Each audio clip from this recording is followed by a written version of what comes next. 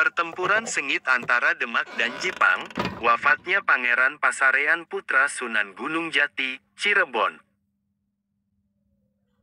Sumber artikel link, https://pikiran-hubung-rakyat.com/miring-hazanah-miring-PR 8380921 antara tanda hubung Demak tanda hubung dan tanda hubung Jipang tanda hubung wafatnya tanda hubung Pangeran tanda hubung Pasarean tanda hubung putra Sunan tanda hubung Gunung tanda hubung Jati tanda hubung Cirebon. Penulis, Rahman Prayitno Sodikin Editor, Tim Portal Majalengka.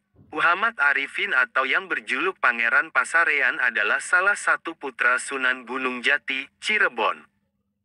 Menurut naskah Carita Purwaka Caruban Pangeran Pasarean adalah putra Sunan Gunung Jati dan Nyimas Rara Tepasan. Pangeran Pasarean lahir pada tahun 1495 dan menjadi Dipati Cirebon, Raja Muda pada 1528. Dinobatkannya Pangeran Pasarean jadi Raja Muda atas nama ayahnya Sunan Gunung Jati. Pada saat itu Sunan Gunung Jati sedang berkeliling tanah Sunda untuk menyebarkan ajaran agama Islam. Kisah mengenai kewafatan Pangeran Pasarean dimulai ketika pergolakan perebutan tahta di Demak memuncak. Pada masa Sunan Prawoto memerintah, terjadi pemberontakan di Demak. Arya Penangsang memproklamirkan diri sebagai Raja Demak yang sah yang berkedudukan di Jipang. Hal itu terjadi selepas Arya Penangsang berhasil membunuh Sunan Prawoto melalui orang suruhannya. Klaim sepihak Arya Penangsang membuat Demak yang kala itu tanpa raja harus melawan orang-orang Jipang. Dalam hal ini, maka sebagai sekutu Demak, Kesultanan Cirebon berkewajiban membantu Demak. Oleh sebab itu, Sunan Gunung Jati mengutus Pangeran Pasarean untuk memimpin bala tentara Cirebon. Bala tentara Cirebon bergabung dengan tentara Demak untuk melawan orang-orang Jipang. Pertempuran sengit antara dua kubu terjadi berkali-kali. Akan tetapi dalam suatu pertempuran yang menentukan, Pangeran Pasarean yang waktu itu ikut terjun ke medan laga.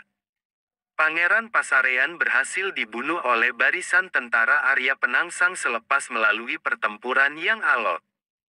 Pangeran Pasarean wafat di Demak dalam peristiwa pertempuran pada tahun 1546. Berita pilihan. Karena Pangeran Pasarean anak seorang sultan, maka jenazahnya Pangeran Pasarean dimuliakan. Meski dalam kekuasaan lawan, jenazah Pangeran Pasarean dibawa ke Cirebon dan dimakamkan di Gunung Sembung. Itulah sekelumit kisah wafatnya Pangeran Pasarean putra Sunan Gunung Jati, Cirebon. Kisah ini dilansir portal Majalengka dari akun Facebook @sejarah Cirebon dan umum, semoga bermanfaat. Pesan tersebut dilantunkan oleh suara merdu milik Nyi Subang Larang, sehingga Prabu Siliwangi pun menanyakan tentang siapa yang memiliki suara merdu tersebut. Tentu saja Syekh Kuro menjelaskan perihal siapa yang melantunkan ayat Al-Quran dengan suara merdu yang didengarnya itu. Prabu Siliwangi tak jadi memperingatkan apalagi menutup pesantren Syekh Kuro karena peristiwa yang membuat tentram dan nyaman hatinya.